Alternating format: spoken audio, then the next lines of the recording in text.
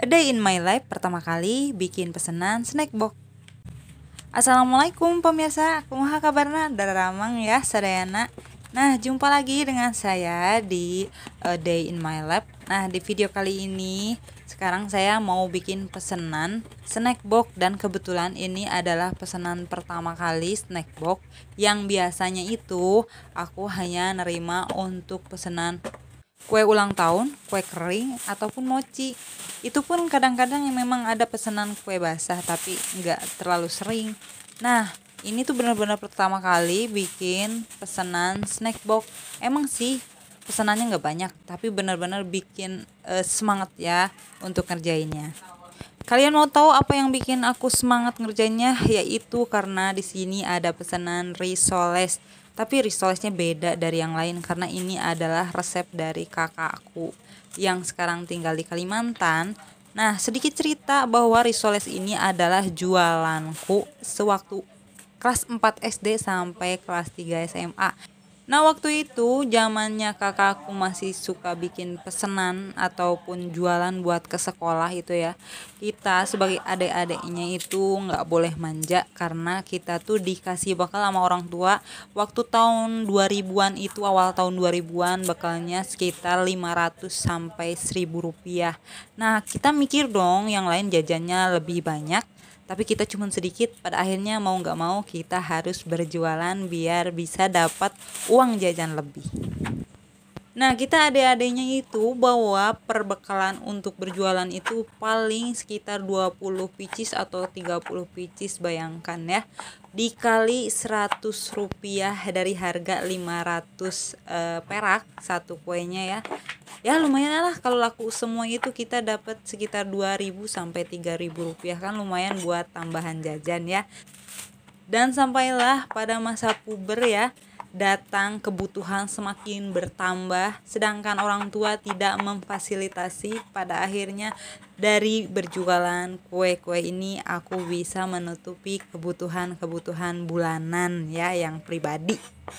Nah, untuk dagangannya sendiri sebetulnya bukan cuma risol aja, kakakku juga jual kayak pizza mini, roti coklat, roti pisang, kue sus, dan aneka kue lainnya ya.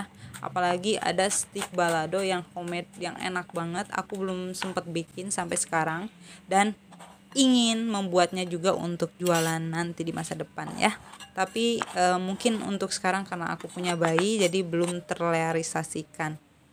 Oke, kita lanjut ke cerita masa lalu. Nah, si kakakku ini tidak selamanya jualan kue basah karena ada masanya kita libur saat bulan puasa.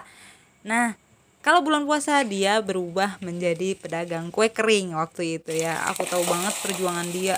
Sulit banget karena dia cuma bisa tidur 2 jam dalam sehari, apalagi harus puasa juga ya. Ya namanya jualan kue basah atau kue lah harus rela dengan kurangnya tidur malam.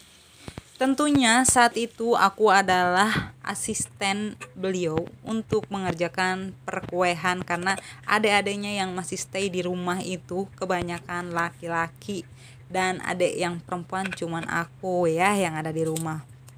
Pada akhirnya aku baru sadar bahwa pelajaran dulu itu ya, waktu aku ikut begadang, ikut membantu kakakku, itu adalah proses kursus gratis yang Allah berikan buat aku dan bermanfaat banget untuk saat ini. Kembali ke risoles ya. Ini risolesnya kenapa beda? Karena isinya pakai labu siam. Nah, ada ciri khas rasa dari labu siam. Jadi rasanya itu manis, gurih gitu ya. Tapi enak gitu rasanya, enak menurutku. Apalagi tepung panirnya aku nggak doyan pakai tepung yang oranye itu. Nggak tahu kenapa rasanya aneh aja pas berminyak terus kriuk-kriuk di dalam mulut kayaknya aneh gitu. Jadi aku udah terlanjur jatuh cinta sama risoles model begini ya, model tepung panir yang coklat. Kira-kira kalian lebih menyukai tepung panir yang coklat atau tepung panir yang orange? Silahkan jawab di kolom komentar ya pemirsa.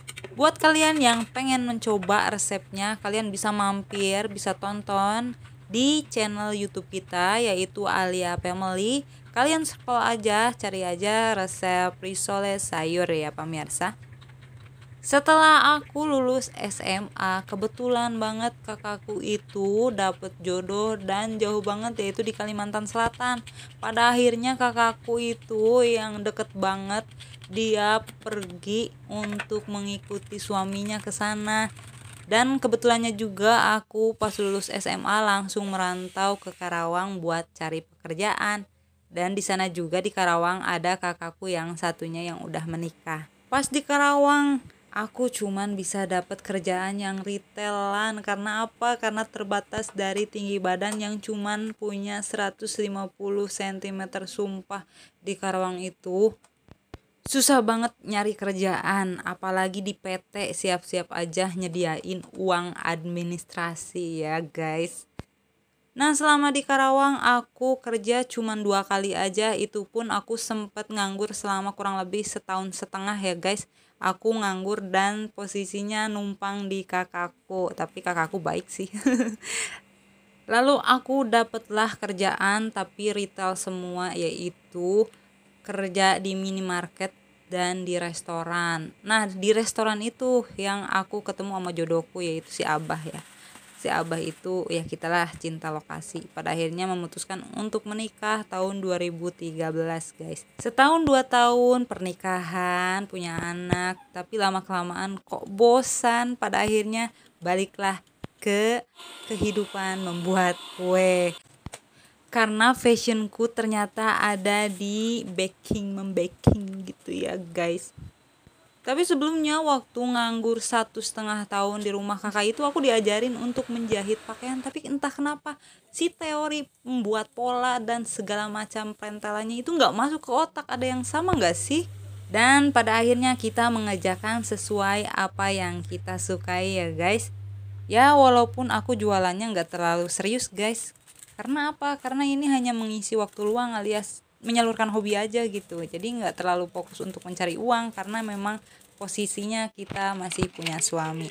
Nah, untuk menu snack box sendiri di sini ada 3 kue, yaitu kue sus, kue bolu kukus, dan risol sayur yang tadi.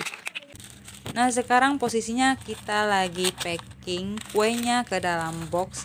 Kita rapihkan karena akan aku antar jam 1 siang. Ini aku kerjakan dari semalam untuk risolnya, dan untuk kue yang duanya aku kerjakan tadi subuh. Walaupun sebetulnya ngerjain pesanan sedikit aja, ini bener-bener diganggu sama anakku yang bayi. Karena dia tahu kalau mamahnya ada pesanan pasti dia rewel. Oke pemirsa, cukup sekian ya video Day in My Life kali ini. Terima kasih buat kalian yang sudah menonton. Sampai jumpa di A Day in My Life berikutnya. Wassalamualaikum warahmatullahi wabarakatuh.